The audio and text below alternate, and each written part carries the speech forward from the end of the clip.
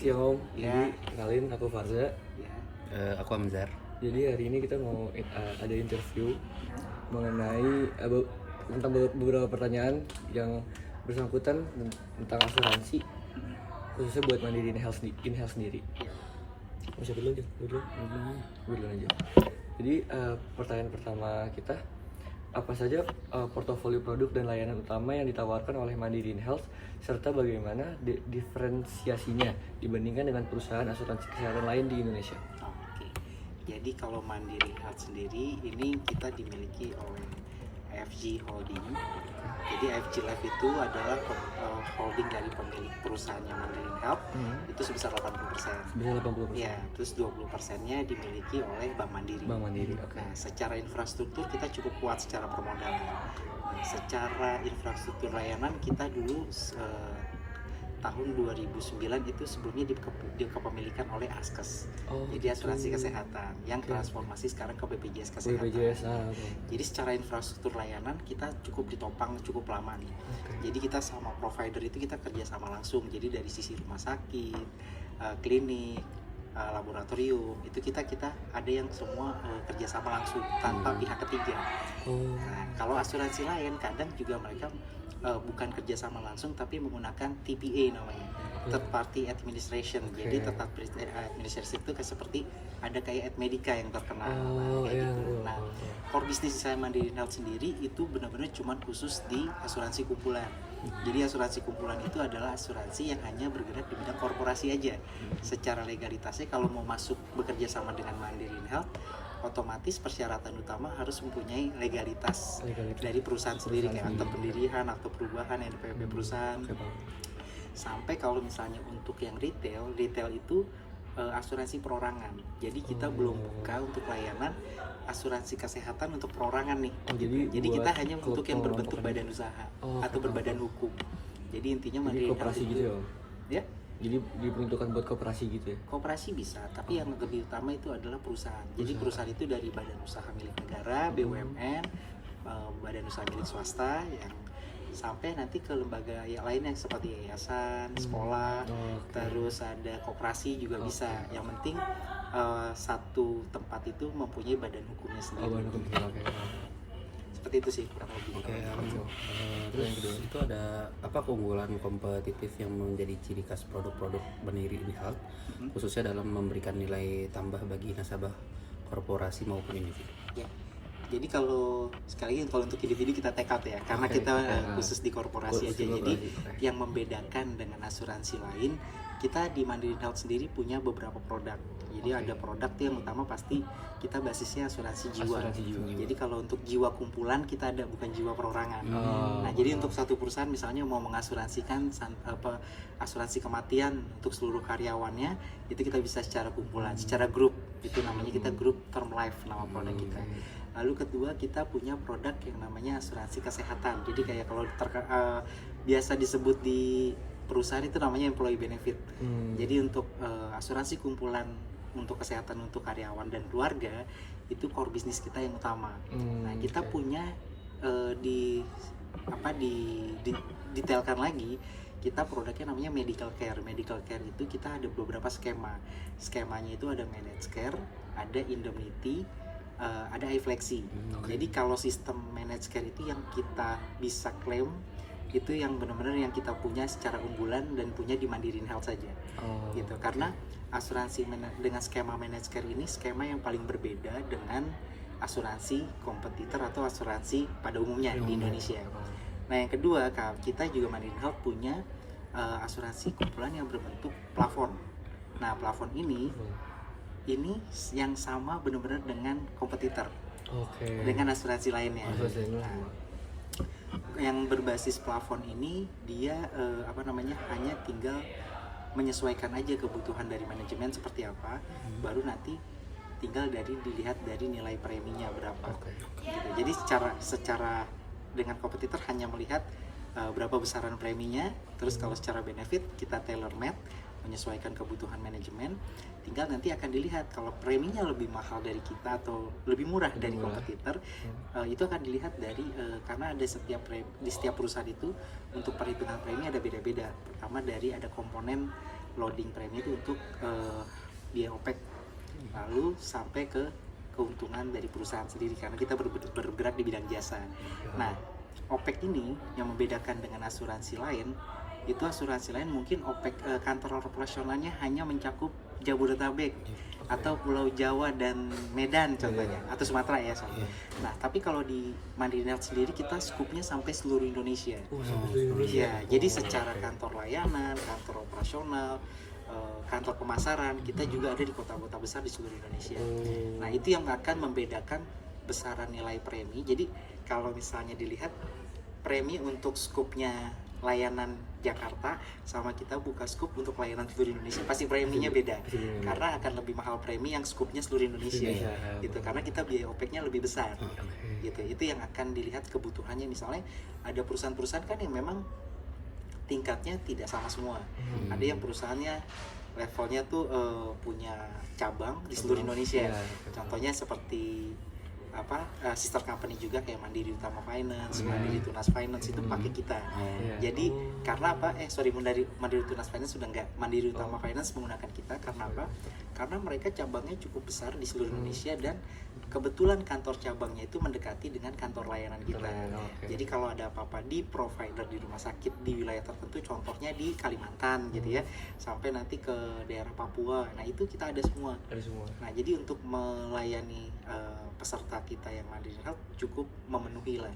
Jadi disitulah kadang yang membedakan premi antara kita dengan kompetitor. Jadi cakupannya lebih besar ya, Om? Cakupannya lebih besar. Nah, kedua yang paling utama adalah kalau produk yang asuransi kesehatan ini yang managed care ini. Jadi managed care ini yang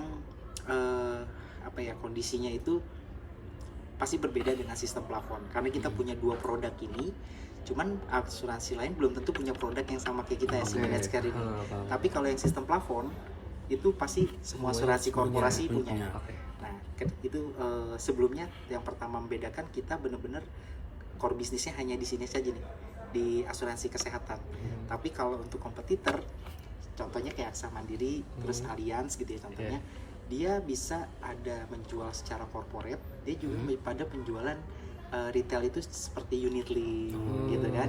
Terus ada lagi mungkin kalau Allianz menjual asuransi umumnya, ya general insurance-nya, terus yang untuk asuransi jiwanya tapi yang berbasis reksadana itu namanya unit link. Nah, itu mereka ada. Tapi kalau di kami di Mandiri Health hanya khusus core bisnisnya hanya di asuransi kumpulan ini aja gitu. Jadi fokus di kita tuh memang hanya di situ untuk penentuan pencatatan premi yang kita laporkan juga di laporan keuangan kita setiap bulannya. Karena itu akan dilihat juga oleh peserta-peserta kita secara perusahaan, itu akan dilihat juga.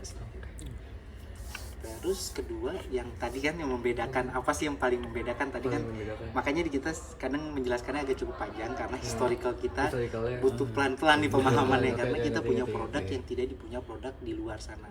Dan pemahamannya juga kebetulan yang managed care ini kita selama ada indikasi medis dan tidak ada pengecualian polis itu akan dijamin tanpa batasan biaya. Oh gitu. Ya. Jadi kalau asuransi kumpulan lain itu mungkin ada plafonnya, misal rawat jalan hanya dibatasi 6 juta per tahun per orang. Dan itu dilihat dari secara manfaatan limitasinya. Tapi kalau secara profiling resikonya, kalau untuk yang sistem plafon dia resikonya itu dinilai perorangan. Contoh nih, misalnya karyawan A dikasih plafon untuk rawat jalan 10 juta per tahun. Karyawan B dikasih sama nih 10 juta nih karena satu level yang sama. Nah, begitu dia dikasih 10 juta, ternyata pemakaian si A ini harusnya 20 juta. Dia nggak bisa pakai nih punya temennya karena itu di luar plafonnya masing-masing, karena dia sudah profilingnya resikonya per pribadi. Tapi kalau yang managed care dia itu tidak melihat itu, dia secara kumpulan satu perusahaan. Jadi konsepnya kalau selama ada pengguna yang membutuhkan, itu kita akan jaminkan tanpa batasan biaya. Ya, Oh. jadi tanpa batasan biaya, contoh nih lebih parah lagi kalau di biaya apa, rawat inap. Oh, enak. Oh. Nah, rawat inap kan itu lumayan tinggi ya, kamarnya gitu. kamar, obat-obatan, aneka lab-lab segala macam. Itu kalau selama berhubungan dengan diagnosanya itu akan kita jaminkan terus. Tapi kalau sistem plafon, kalau dengan kasus yang lumayan cukup berat, begitu plafonnya habis, yang terjadi apa? Ekses. Ekses itu dalam arti kata plafonnya habis, otomatis peserta harus menambah biaya sendiri. Itu yang iya. membedakan. Gitu sih. Nah ini kan kebetulan pertanyaan ketiga itu pertanyaannya bagaimana prosedur dan persyaratan yang harus dipenuhi oleh calon nasabah kan Om ya.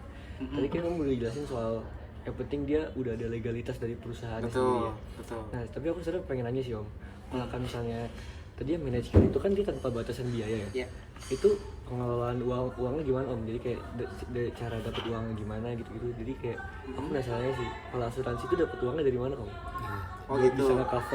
bisa nge-cover segitu banyak biayanya gitu. Ya, jadi mungkin ada dua perhitungan yang beda ya. Tadi yang kalau sistem plafon pasti itu akan beda dengan sistem yang manajer tadi. Ya, pasti beda. Nah, dari mana sih asuransi mendapatkan uang? Karena kan konsepnya perusahaan itu mengalihkan resikonya ke kita itu sebagai fixed cost. Iya. Jadi fixed cost itu ibarat kata anggaran kesehatan 1 tahun ini sudah kita bayarkan ke asuransi sekian dengan jaminan jaminan manfaatnya per masing-masing karyawan yang sudah diberikan, yang sudah disepakati bersama antara asuransi dan perusahaan. Nah, sesudah disepakati kan preminya itu berbeda dengan dia ngelola sendiri. Kalau kelola sendiri, dia belum tentu, kalau banyak kebutuhan untuk layanan kesehatan, belum tentu uang, kita anggap contohnya 1 miliar ya. 1 miliar tadi bayar ke asuransi, sama dia kelola sendiri. Nah, dikelola sendiri begitu kayak ada inflasi medis tarif saat ini itu berubah di tengah jalan, otomatis dia harus nambah anggarannya. Tapi kalau di asuransi dia sudah 1 miliar karena berapa manfaat plafon yang ada itu belum tentu nilai 1 miliar, pasti lebih dari 1 miliar. Ya, misalnya contoh 3 miliar gitu ya. Nah, hal-hal seperti ini yang kenapa tertarik untuk diasuransikan. Nah, kedua, bagaimana sih pendapatan asuransi gitu kan? Tadi pertanyaannya dengan pengelolaan sekian kok bisa nih ada keuntungan gitu. Nah, kita kan di asuransi itu ada penilai resiko namanya underwriting. Nah, sama penilai harga atau premi itu namanya aktuari. Nah, dari sisi mereka ini kita pas begitu masuk, kita sudah menilai dengan badan perusahaan ini bergerak di bidang apa, terus profiling resikonya kita sudah lihat, terus kalau dia memang sudah menggunakan asuransi seperti apa atau belum menggunakan asuransi seperti apa, itu akan bisa dinilai dengan penilaian rilis premi. Nah, begitu premi kami sampaikan ke badan usaha, ketika terjadi kecocokan, ternyata anggarannya memenuhi anggaran keuangannya si perusahaan ini, ya udah jalan. Nah, secara resiko belum tentu semua sakit. Iya sih. Nah, jadi dari contoh yang tadi 1 miliar itu yang lebih mudah, 1 miliar ternyata penggunaannya hanya 600 juta. Itu hanya penggunaan, tapi kita kan udah biaya OPEX yang tadi saya sebutin dari depan ya. Ada biaya OPEX, ada biaya untuk keuntungan jasa kita karena jasa gitu kan. Nah, itu bisa nanti akan ada namanya itu ada batasan IBNR-nya atau sama penentuan biaya OPEX kita. Jadi disitulah ada penilaian keuntungan. Tapi kalau misalnya penggunaannya dari 1 miliar ternyata 1,5 lebih. ya lebih kan. Nah, itu udah kalau misalnya terus tidak perpanjang lagi sama kita, nah itu akan menjadi kerugian kita. Itu yang jadi kerugian dari ada kerugian di situ. Tapi kalau perpanjang, otomatis premi perpanjangan polis itu ada penyesuaian karena penggunaan mereka tahun lalu yang cukup besar. Nah, disitulah kita akan menutupi dari kerugian sama biaya OPEX yang nanti akan disepakati lagi di tahun selanjutnya gitu. Jadi berbeda dengan kondisi ini. Kalau tadi yang berplafon ini kita menggunakan penilaian claim ratio. Mungkin udah tahu claim ratio nggak? Belum ya. Jadi setiap premi yang dibayarkan nanti penggunaan itu berapa. Jadi penggunaan itu dari misalnya satu perusahaan itu ada 100 orang. atau gak lebih mudah 10 orang lah. Hmm. Nah 10 orang, nanti 10 orang itu per orangnya berapa nih penggunaan dari rawat jalan, berobat nih, berobat ke dokter spesialis, berobat sampai dirawat inap, nanti dihitung per orang tuh berapa, ditotalin lah 1 tahun, ditotalin 1 tahun itu melebihi nggak dari biaya preminya 1 tahun ini. Nah tadi kalau melebihi itulah yang tadi kita akan ada kerugian, tapi kalau tidak ya di situ mungkin ada keuntungan atau BEP gitu. Jadi hal seperti itulah di asuransi yang akan dilihat penggunaannya. Terus ada bagaimana perusahaan mengembangkan inovasi produk dan layanan berbasis teknologi digital untuk menjawab kebutuhan generasi muda serta meningkatkan pengalaman nasabah secara keseluruhan. Secara keseluruhan, ya. Jadi tetap untuk menyesuaikan kondisi saat ini, ya Mandiri Health sendiri sudah mengembangkan beberapa inovasi.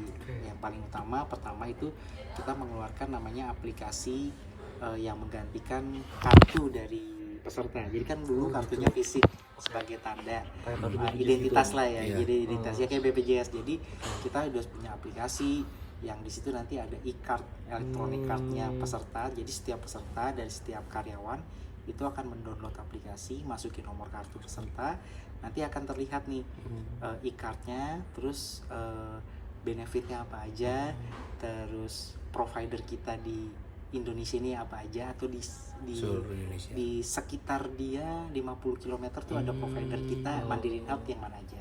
Nah itu lebih memudahkan peserta dalam mengakses layanan Mandiri Health. Jadi dari sisi digital kita coba sampaikan, sudah sampai itu memang sudah beberapa tahun yang lalu kita sudah kembangkan ini sampai nanti kita ada telemedicine juga, jadi peserta tidak perlu datang ke klinik atau ke rumah sakit, itu bisa berobat nih via chat atau via video call. Itu untuk kondisi mengantisipasi waktu zaman COVID kemarin sih. Nah hal itu sudah kita kembangkan juga nanti sampai ke depannya supaya dapat memenuhi ekspektasi dari apalagi untuk karyawan-karyawan yang masih lulusan yang terbaru sekarang ya. Kalau secara digitalnya ya. Nah, ini masih mencakup kayak tentang digital Om. Kan sekarang tuh di era digital sekarang tuh kan banyak tuh yang kayak AI, habis itu kayak banyak anak-anak muda yang mulai mulai pinter, terus mereka bisa kayak nyuri-nyuri data dari perusahaan-perusahaan. Kira-kira dari Mandiri Health sendiri gimana cara mastiin perlindungan data nasabah? Jadi kayak biar data dari Mandiri Health ini dan big datanya bisa terlindungi dengan baik ya. Jadi kita sudah ada tim sendiri memang. Jadi secara sistem kita sudah ada tim IT security-nya juga. Jadi untuk mengatasi kebocoran kita juga sudah memasang alert-alertnya lah apabila ada scam-scam yang mulai berdatangan. Contoh di email ya paling gampang tuh di email. Terus kedua sih kalau untuk yang level lain sih kita udah nggak ada ya. Jadi kalau untuk data nasabah ke kita pun kita itu secara AI, tapi kalau secara fisiknya kita biasanya ada tanda tangan NDA. Jadi untuk menjaga kerahasiaan sama-sama untuk data perusahaan atau data kita juga gitu. Jadi kita sama-sama menjaga perusahaan data kerahasiaan. Tapi kalau dari sistem ya itu kita memblocking dengan ada tim IT-nya sendiri untuk security-nya sendiri yang 24 jam itu menjaga itu karena selain menjaga itu juga kita kan menjaga sistem kita yang terkonek sama provider. Jadi sistem kita udah connect langsung nih sama provider kayak provider itu seperti rumah sakit, klinik itu kita juga. Ini mungkin jadi pertanyaan terakhir kita yang yang terakhir itu ada bagaimana visi jangka panjang Mandiri Health dalam menghadapi tantangan industri asuransi kesehatan ke depan dan strategi apa yang disiapkan untuk tetap relevan di tengah perubahan tren global saat ini yang bermunculan. Ya, jadi kalau di Mandiri Health sendiri sebenarnya produk unggulan kita udah menjadi salah satu terobosan solusi ya, yang managed care tadi. Ya, selain dia unlimited yang dapat memenuhi kebutuhan karyawan, kedua kita punya tarif korporasi sendiri sebenarnya dengan rumah sakit, klinik gitu. Contoh nih, kalau managed care itu dia menggunakan room and board. Room and board itu dalam arti kata plannya si karyawan ini ruangnya kelas 1 atau kelas VIP gitu kan. oke. Tapi kalau yang sistem indemnity, yang sistem plafon atau di asuransi corporate lainnya itu berbentuk angka. Contoh nih, dia kelas kamar rawat inap, kalau di rawat inap dia masuknya kelas room and boardnya 1 juta. Oke. Nanti akan disesuaikan, begitu rawat inap yang kamar 1 juta dapatnya kelas berapa sih? Oh, iya. Gitu. Jadi masih di bawahnya ini. Kalau ini udah dia ditentuin kelasnya gitu kan. Paham. Nah, ini kelas 1. Nah, begitu kondisi ini polis berjalan, ternyata di bulan ke-6 ada kenaikan kamar. Iya. Nah, otomatis dia ada ekses begitu ada rawat inap. Nambah biaya Nambah sendiri. biaya sendiri. Nah, kalau ini enggak. Oh, ini enggak. Nah, ini yang menjadi solusi dalam kondisi era sekarang yang kita nggak tahu tarif tarif rumah sakit, tarif kesehatan atau biaya medis lainnya itu kan yang secara fluktuatif itu dalam 2 tahun inilah. Apalagi dalam kondisi era global sekarang, terus perubahan cuaca, perubahan iklim yang dapat mempengaruhi kesehatan semua yang ada Pak untuk karyawan yang ada di Indonesia gitu. Itu sih yang jadi terobosan. Kedua, kita juga ada bagaimana upaya kita supaya untuk badan usaha yang sudah bekerja sama-sama kita itu menggunakan 2 manfaat. Jadi manfaat asuransi yang sudah dibeli menggunakan secara komersial ya. Lalu ada kedua yang secara kewajiban, yaitu BPJS Kesehatan. BPJS Kesehatan. Jadi bagaimana nanti begitu dirawat inap kita bisa combine benefitnya managed care atau benefitnya Mandiri Health ditambah dengan BPJS gitu. Itu sifatnya sih bukan keharusan ya, itu hanya usulan dari kita supaya menekan biaya klaim untuk proses perpanjangan di tahun depan. Jadi untuk menghadapi era ke depan, kalau kita tidak coba tata atau kita tidak monitoring, itu akan meledak. Maksudnya meledak dengan sendirinya tuh penggunaannya itu tidak terkontrol. Tidak terkontrol. Gitu. Jadi pola si managed care sendiri sebenarnya adalah mengontrol supaya biaya klaimnya itu efisien, tapi safety juga buat karyawan, karena ini pencegahan juga dari kata-kata yang namanya malpraktek.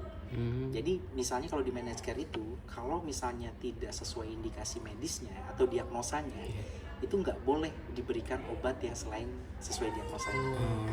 Atau tindakan-tindakan yang misalnya mau operasi tapi tidak sesuai indikasi medisnya. Nah, itu yang dijaga oleh managed care. Nah, itu yang supaya tidak terjadi hal-hal yang tidak diinginkan tadi. Nah, untuk terobosan-terobosan itu sih yang tadi juga yang ketiga secara digital. Jadi untuk memangkas biaya klaim begitu peserta datang ke rumah sakit sama via digital itu berbeda tarifnya. Jadi kalau untuk sistem plafon pemotongannya itu beda. Kalau misalnya dia ke rumah sakit ke dokter spesialis yang 400.000, nah mungkin di sini hanya 200.000 gitu. Jadi terobosan-terobosan itu yang selain memudahkan, tapi bagaimana mengefisiensi biaya klaim supaya nanti, karena kita kalau kerjasama dengan asuransi atau dengan perusahaan bukan menghitung hanya jangka pendek, jadi kita hitung untuk jangka tahun depannya juga. Jadi kita perhitungkan sekarang dan tahun depan, sampai kita ada beberapa klien kita yang sudah kerja sama kita di atas 10 tahun gitu loh. Jadi banyak hal-hal yang perjalanan itu harus disesuaikan. Jadi bukan hanya nanti sekarang aja yang kita pikirin, jadi tahun depan juga kita harus pikirkan Visioner. Jadi hal seperti itu yang sudah dibungkus atau di combine lah hal Mandiri Health sendiri gitu. Oke, mungkin segitu aja Om. Segitu aja ya. Oke. Ayo. Siap.